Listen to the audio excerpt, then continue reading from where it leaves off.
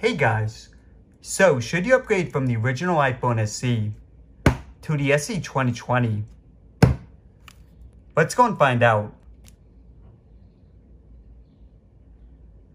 Now the original SE is 4 years old at this point, and it has some extremely outdated specs, including 16 GB of storage. But to Apple's credit, it's still on the latest version of iOS. Wow, okay, so surprising first result. We have a variant here for the original, and now the SE 2020 is up. Alright guys, now for the specs. The 2020 is a larger screen. Now on the front, the 2020 is an updated camera. We've come a long way from 1MP. And on the back, the cameras are 12MP. But the lens is updated for the 2. The new version has more storage. No idea how we survived on 16. The 2020 is a larger battery. And it also has an updated chipset by 4 generations. The 2020 is water resistant. At the bottom, both phones have lightning ports, but the SE has a headphone jack. The 2 has wireless charging. And on the back, we have metal versus glass. Alright guys, let's get to it.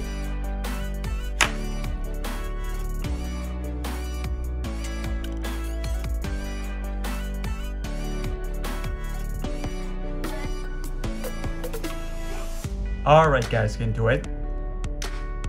Reddit. Now the original SE has such a small amount of storage that I can't load up a lot of the games for it, games and apps. So I'm just gonna skip eBay and go to Spotify. SE2. By a few seconds. YouTube. Later on, you guys should see a bigger difference for stuff like multitasking. SE2. Instagram. Slight advantage for the 2. Amazon shopping. SE 2020. Photos. Alright, so overall a slight advantage for the 2020. But now for gaming, so there should be a bigger difference for gaming. First we have PUBG.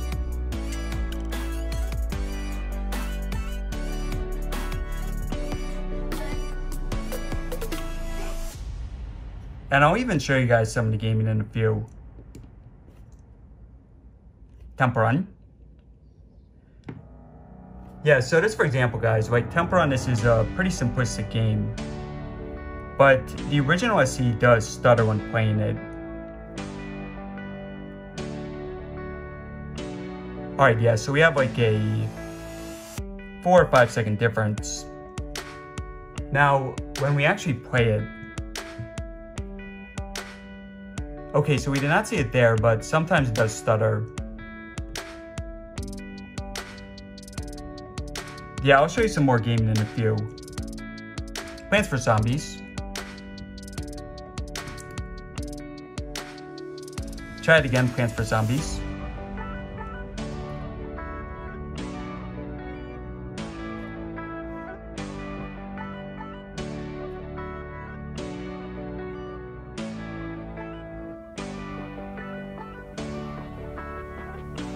Yeah, and a solid advantage there for the 2. Alright, so now for Geekbench. And this one actually loads up first for the original, but run us in a few. Alright, so now for Safari. And as always, I'm gonna quit the web history.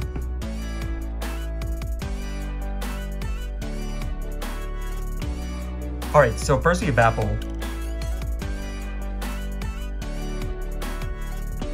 Surprising first result here, we have the SE. Yahoo.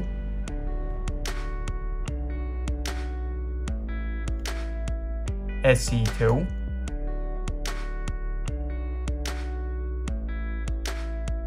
Nintendo,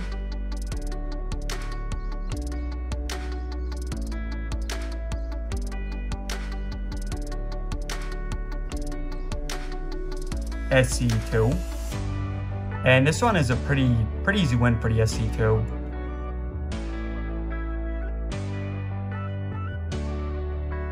Sony, SE2. Yeah, so the more in-depth the web pages, the better results for the SE2. And we'll do one final one. I want to keep all the fanboys happy, so we'll do Microsoft. Yep, so once again the SE2. So the SE2 won for all of them but Apple.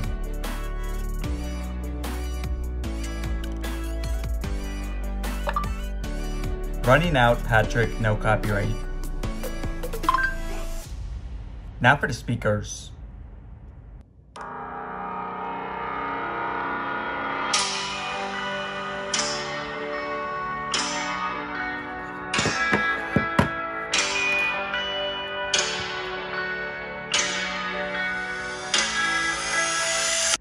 Alright, so we have one speaker versus two. So first you have the SE.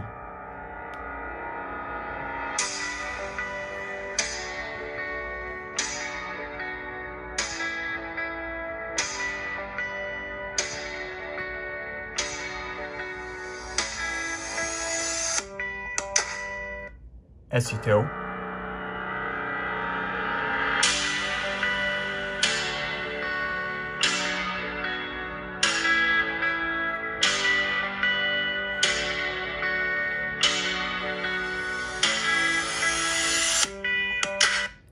Back to SE.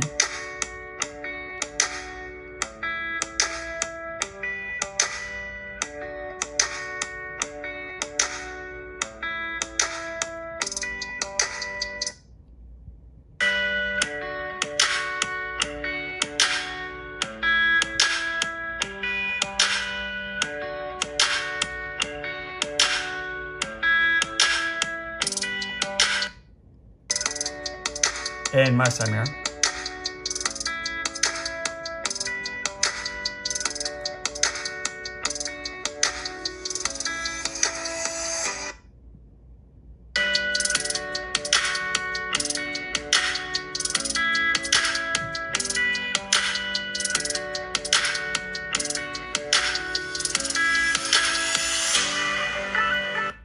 Actually, it's a couple seconds.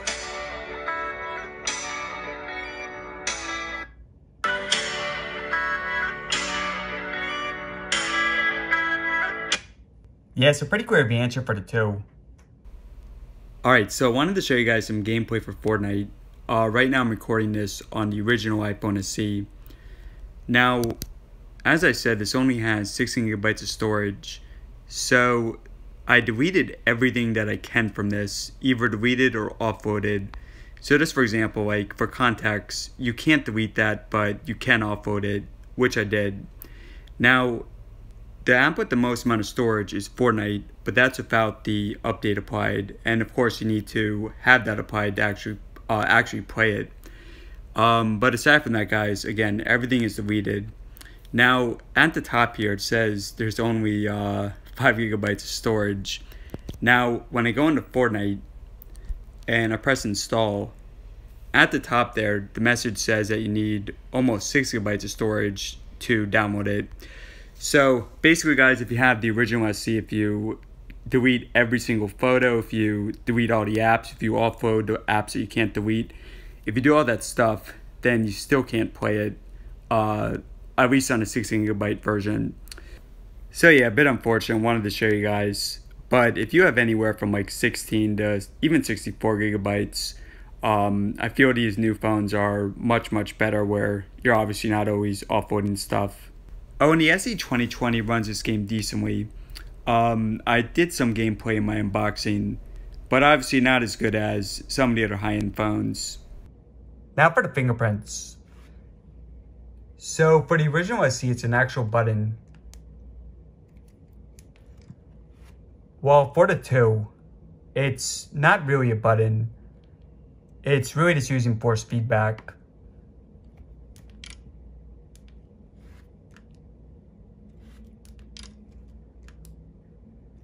And yeah, no surprise, the 2 is a bit quicker.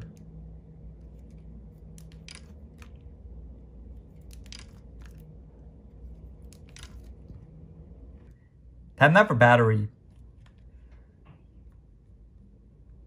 So we'll just do tempo run.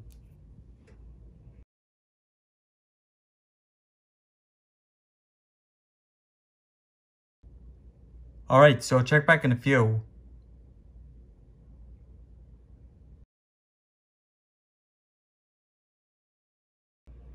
Okay, so 4 hours in.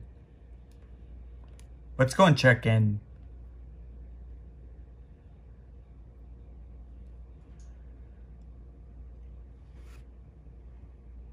Yeah, so the SE only on 1%. And just as I say that, it powers off.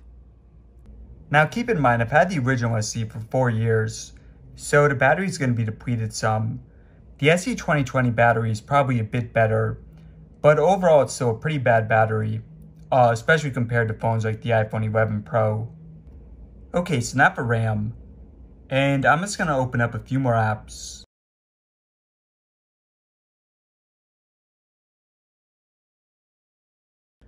Alright, so this added 3 apps to them. Now keep in mind, the SE1 has only 2 GB of RAM. So yeah, restart here for the 1. Spotify. Great job for the 2. YouTube. And let's not go as far back. So let's do tempo run. Yeah, so that holds for them. PUBG. Excellent.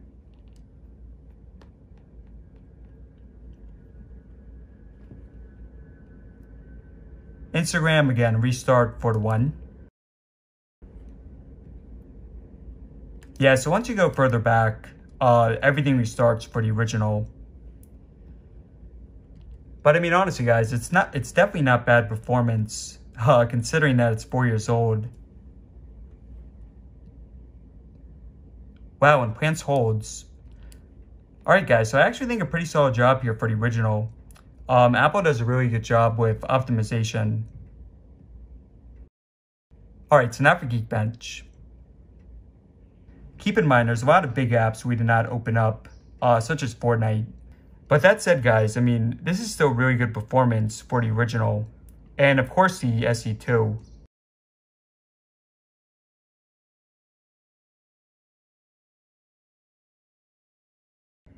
Yeah, so as expected, a nice advance for the 2020.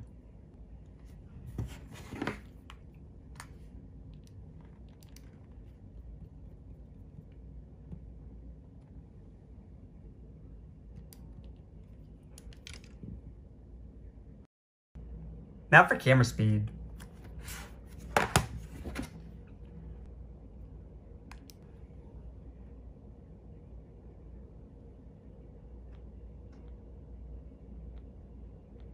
So pretty similar.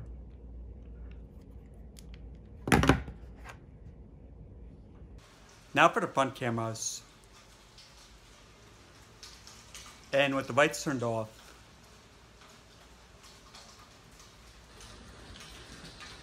And also the stabilization.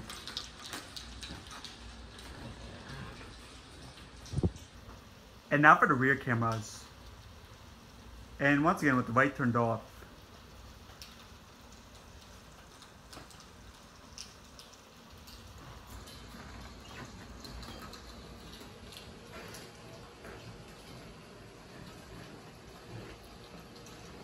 Alright, and now for the zoom.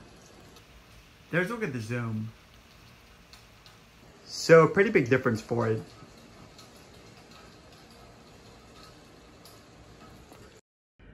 Alright guys, so this is my thoughts. Now, again, it's really impressive that the original SE is still on iOS 13. It's actually even rumored to get iOS 14. So that's extremely impressive. But obviously a lot of the other stuff here is getting pretty outdated.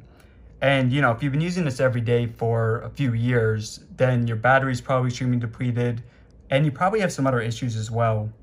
Now, a lot of people are unhappy that this phone is larger than this one because obviously a big reason for the appeal of the SE is the extremely small size, whereas this is the size of the 7 and the 8. But the thing about it, guys, is that chips like the A13 will not fit in a phone this size. So I think in the future, we're not going to be getting Apple phones this small again. So yeah, I would recommend upgrading. But hey guys, tell me your thoughts in the comments below. Thanks for watching, subscribe for more. And be sure to check out my comparison between the SE and the 11